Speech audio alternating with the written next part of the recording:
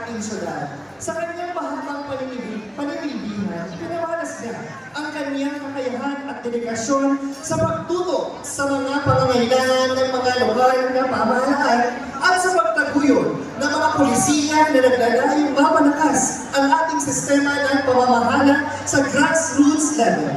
Kaya naman, walang pag-aalinlangan na siya isang instrumento sa pagpapalakas ng lokal na pamahalaan at pagtataguyod ng disiplina at kaayusan sa ating komunidad.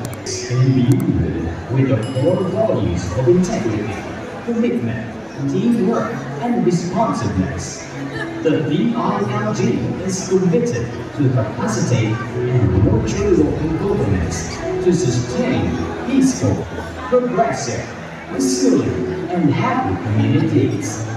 Committed to consistently demonstrate ang matino, mahusay, at makaasahang kagawaran para sa mapaggalingan at maunlad na pagkain in ensuring good local governance. The City Local Government Operations Officer of the City of Batangas, Engineer Roderick Hadaya.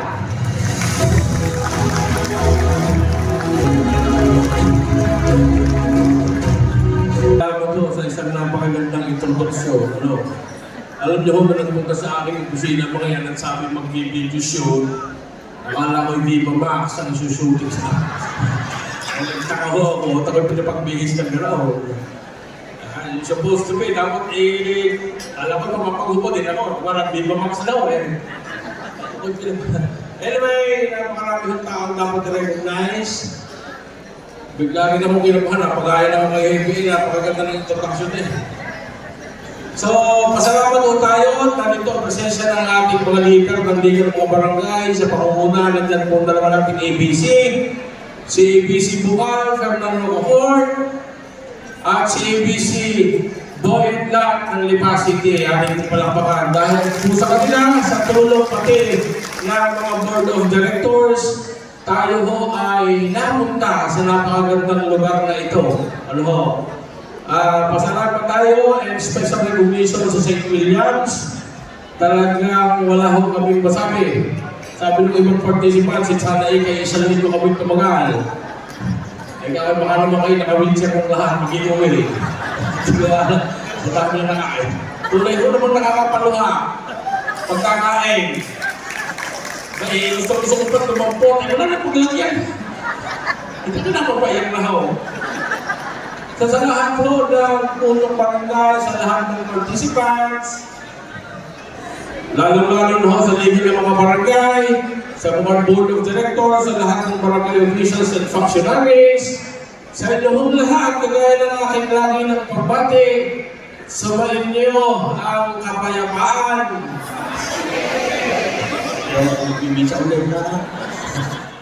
And there are several people that I would like to recognize. Unang-una ho diyan, nandyan ang ating hepe ng kapulisan, si Police Lieutenant Colonel Rix Villarreal, nakapagsasalita lamang. Nandyan din ho ang ating dating Liga ng mga Barangay President, kagalang-galang Boy Recto, sir. And of course, let me give special recognition sa isang masipag at masigasig at tumatayong consultant, advisor ng Liga ng mga Barangay, former Councilor Nilo Adipon. Where are you, sir? Please rise and be recognized. Ayan o, ang consultant, sir, and advisor ng Liga ng mga Barangay. So, salamat. At talaga ho naman napakaganda ng ating venue. Hindi ko nga alam kanina. Akala ko ako'y wala sa seminar. Akala ko ako'y nasa JS Pro. Hindi ko sanay din ang training. Pero nonetheless, talaga ho napakaganda. Special thanks. Masalamat tayo sa Liga ng mga Barangay.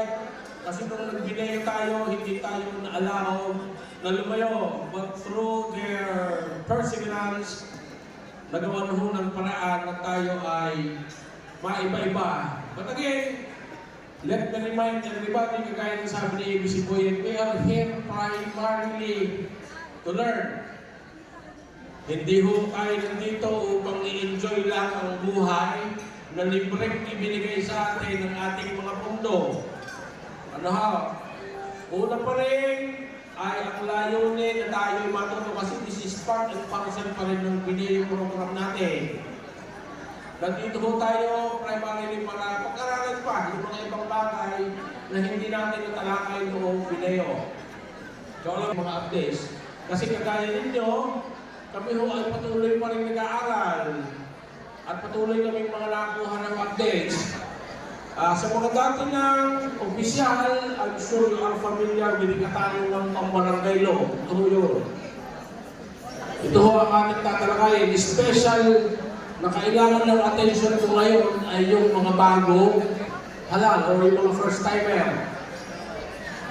Taas na ho ang kamay ng mga bagong halal o yung primera pa lang na nanunungkulang kapitan, kagawan, konsehal, at saka ho mga lupon. Sa 800 participants, 5. Anim. Lahat po ay lahat kayo mga tahira. Pamilya na kayo dito, kailangan natin talakayin kasi ito ay lagi natin ginagamit sa barangay. Paano ba ito katarungan ng barangay? Sa mga nakarinig ng aking lecture noon, ano ba itong ibig sabihin ito? Arigluhan. Ariho, ipinaganda lang, pero ang esensya na rin ang tawag din arigluhan. Kaya ho namin dyan, hindi yan korte.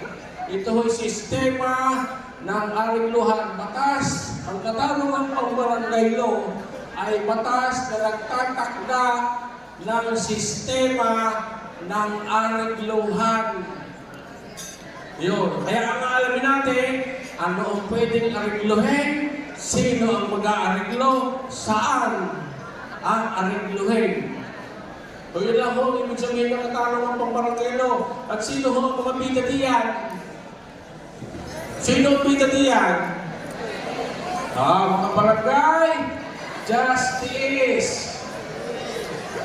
May honorarium ka mga barangay justice. Wala. Yun ho, mga bidatiyan. Meron lang akong puna doon sa ibang barangay na nagsasabing ariin ka ang hepe ng aming barangay justice. Paano? Ay, inalis na ni Kapitan na kanya tungkulin ang hepe ng barangay justice ay si Kapitan. Bawag naman kayo magtatalaga ng hepe ng barangay justice. Pag pinakarinig na iba, kaya-haya. Ang hepe ng barangay justice is always Pangulong barangay. So, yun mo ang katarungan pang-barangayan. Kala ko gaganap sa Viva Max ng isang araw. I did not introduce myself again. So, yun ho ang katarungan pang-barangay. Bibilisan na natin ha. Ito na may video lang. But for those na bago, pilitin natin makahabol. I will try to explain kasi wala na tayong time. Alam ko gusto nyo na magliwaliw. Si Ma'am Karen, the gender and development expert from imported from the municipality of Los Baños. So, alam ko gusto nyo na mabili ng takip. Binigyan na ng kapangyarihan ng barangay na mag-areglo ng kaso. Ang term, tatandaan nyo ha, mag-areglo. Kaya lagi yung sabi sa mga kapitan noon, kung kayo'y mag-a-appoint na member ng lupon, ang inyong i-a-appoint yung magaling mag-areglo. Hindi yung perminsang aregluhin. Ang problema yan, kung yung perminsang aregluhin, ay siya, masakit ang ulo. Wala. So ano yung mga definition lang, hindi ko lang ito pakakabaan. Yan. Para humusga, kundi, jumalalay. Ano? So ito ho mga legal basis, nagsimula ito via Presidential Decree 1293, panahon po ni Presidente Marcos pa ito, hindi nito ng bago, 1978 pa ito. Yes, technical yan! Kaya kailangan niya talagang may uwido ng kaunti rin. Aalamin nyo ang technicalidad ng batas. Kasi kung talking about law, hindi mo mayaalis yun. Ang pangkalahan ng kapanuntunan, bawal ang abogado sa pagdinig ng mga kaso. Ikalawa, hindi lahat ng kaso itinutulog ninyo sa barangay. Mayroong mga kaso na tuwirang pwedeng dumirekta sa korte ang nagrereklamo. At yung ini-issue nyo ng certificate of election, hindi kayo basta pwedeng mag-issue na kung ang kaso hindi saklaw ng parasyon. Di ba ka?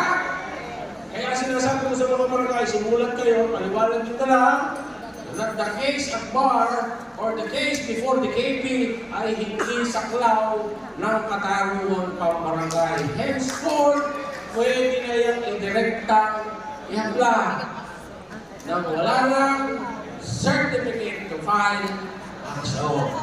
Certificate to file action ay si Kapitan ang nakapirma. Ba? Sino pipirma? Yung pangkat. Kasi magkukusin, mamaya, magtalakaya natin yan. Ay kung nagharap ang dalawang partido at nagkaroon ng kasunduan at sa loob ng 10 araw, ang kasunduan iyon ay tinanggihan ng sino mang panig, saka lamang pipirma si Kapitan ng certificate to file action. Sige, tuloy muna natin lang. Nuurahan mong galing eh. Ang pagpapatupagan na pagkasundo daw ay natural. Lahat naman usapin, lahat ng question mo, sa korte mo itutuon nung kailangan mag-aapila. Then, nasabi ko na yan, hindi yan court of law. Yan daw, ang lubong tagapamayapa. So, ano ibibilis-bilisan na natin ha? Sino nakapagbuo na? Ano naman yung nabuo na ha? Hindi na natin kailangan daanan ito. Naituro namin sa inyo kung paano buuin yan. Oo. Naglagay ngayon si Kapitan ng membro ng Barangay Justice. Kalokohan ni Kapitan, ipinilisita sa sesyon. Ito ikaw, aking mga napipisil na umupo bilang Barangay Justice. Tumutol si Konsinghal. Yan yung po ikagam. Yan yung kilalang mambubusan ng barangay. May karapatan ba si Konsinghal? Wala. Sorry ka, kung manilin yung pinili ni Kapitan. Nakatulayan mo nga. Walang galing. Kaya, sorry mga kagawad ha, you have no say sa pagpili ng lupon. Pero, may update. Sa pagharap ng kaso, kalimitan naka-duty sa barangay, sina Konsinghal. Ha? Ingat-ingat ha, ingat-ingat. Mga Konsinghal, may naka-duty. Dumating, siya naman to, re-reklamo ko. Blatter. Ba, may mga pagpirmo pa sa ilalim. Pinatututuhan ng liga. Sekunda Mano, Konsinghal. Nakakulong, si Konsinghal kayo. Hindi ako. Blatter lang eh. Ang pag-impirmahin mo sa blatter sila. Hindi ako nagreklamo. Nang pinatututuhanan ko ang saray-say ito, ako nagreklamo eh. Naka-witness si Konsinghal. Ba? Hindi naman yung amin-amin. Isa pa. Yung kagaya ng isang mundo, nagkanan. Isang 75 years old, tsaka isang 17 anyos. No, nagpunta sa barangay hall. Natanda si Konsinghal. Hininga ng salaysay. Ikaw kaya babae, sadyang po sa malaw sa mga ayan, sadyang mahal na mahal ko. Talagang mahal na rin yung anak, kinakain, talagang walang yay, kakaroon tamis kumalik. Ano sabi? Sigurado kaya, gusto ka na. Pirma! Bilang ikaw mga witness, Konsinghal ang mga testigo na itong 17 anyos at isang 75 years old na matanda ay kusang mo may kaso mama. Ang witness, Konsinghal. Tawag ng Diyos, may kaso ba? Ano kayo? Aba, kaya ako kayo ingat sa pagharap. Kasi kayo nag-aareglo lamang sa inyong magustuhan mo kapag-areglo. na dadamay kayo. Minor yun. Hindi nyo ba alam na ang tao hanggang dinarating na ng ika-18 taong gulang, ipinagpapalagay yan ng batas na walang muang. Isa pa, kaso ng mag-asawa. Ito, marami sa dito eh. Dumating ngayon si babae. Black eye. Opisyal na ipinasok sa libro ng katarong ng barangay. Nareglo ni Kapitan. May mga perma-perma pa. Patay ka. Kulong ka. Kapitan.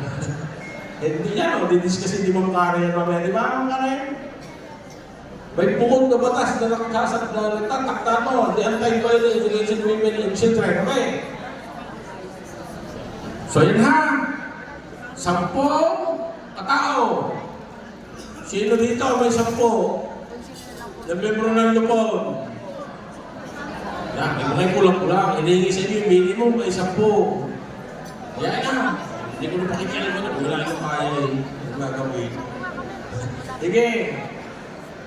Yan. Ito, speaking of walang pinapaligan, update sa KP ha. Sabi ko kanina, walang papel si Kagawad sa pagdinig ng kaso ng katarong ng pambarangay. Alam nyo lahat yan. Naituro na natin yan ako. Ngayon, may update tayo dyan. In case, si Kapitan ay nag-wave kasi napapaghinulaan siya o sabi niya magiging bias ang pagdinig. Kapatid niya yung inaakusahan ko. Halimbawa, ngayon, kung 40 ka desa, sabi ni Kapitan na I waive my right to administer the hearing.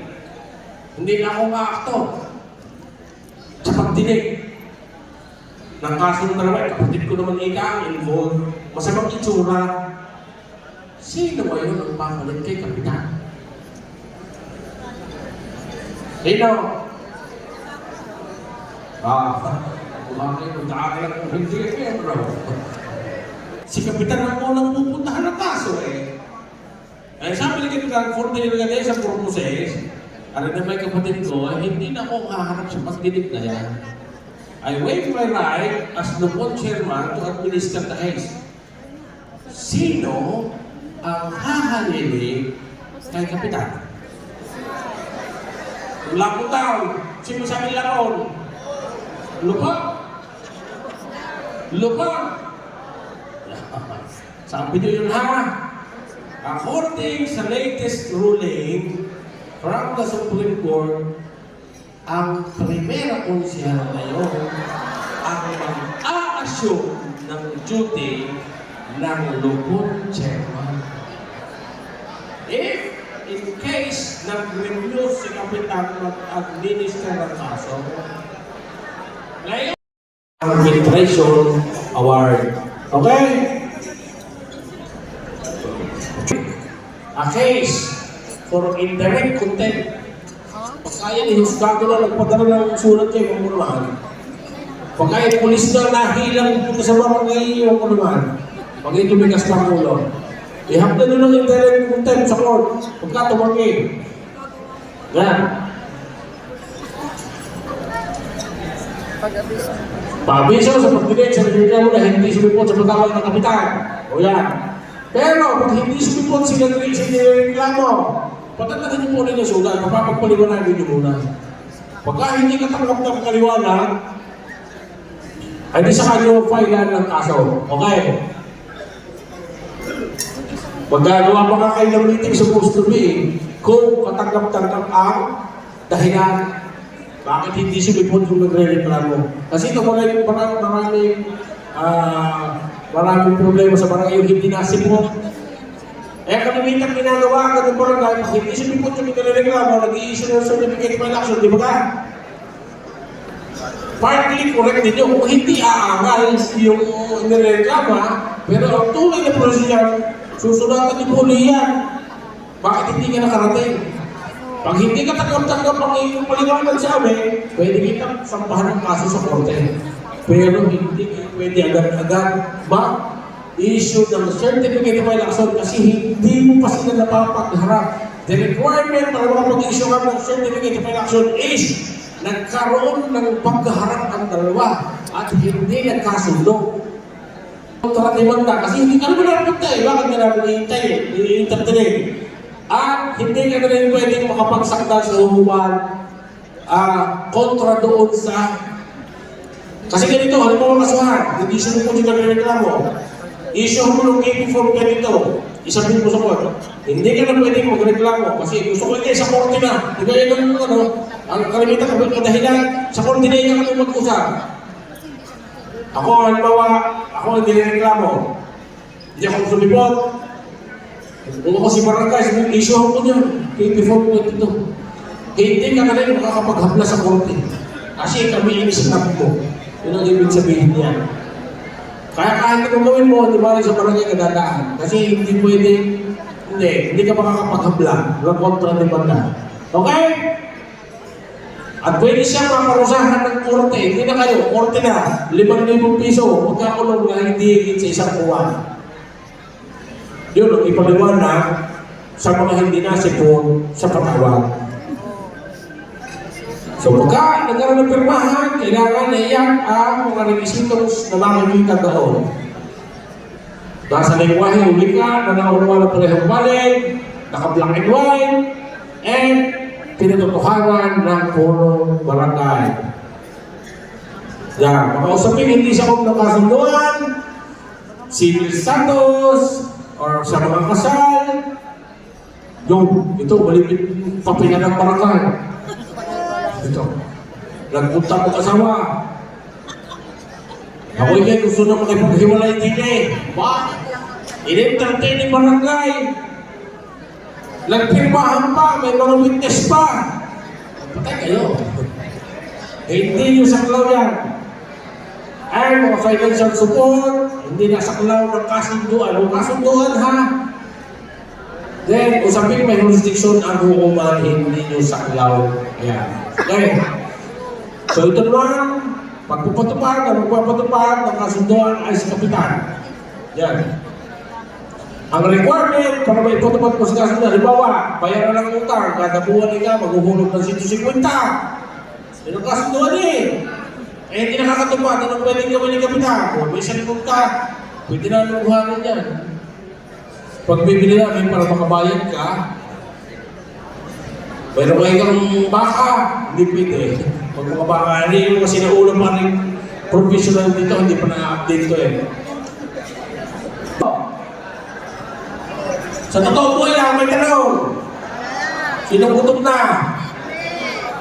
Okay. Gutom na. Okay, ano yung mga sample cases? Alam niyo na sa kuntini ha? Sa isang pinili ka na sa kami barangay, kinwestiyon ng kagawad, na pagkakaraga ng punong barangay, na mga miyembro ng lupon, etc. Ang tanong, may katuwinan ba ako siya sa kanyang pagtake? Sa kanyang tanong? Wala. Hindi na sagot. Ang dalawang kaso, halimbawa,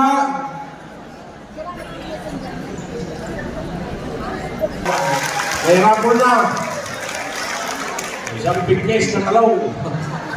Pang-rapor. Falling months. Alam ko naman kung galing ang tagalipalan na alam mo na katakot ng pang-barangay law. Any questions? Falling twice. Yes, sir.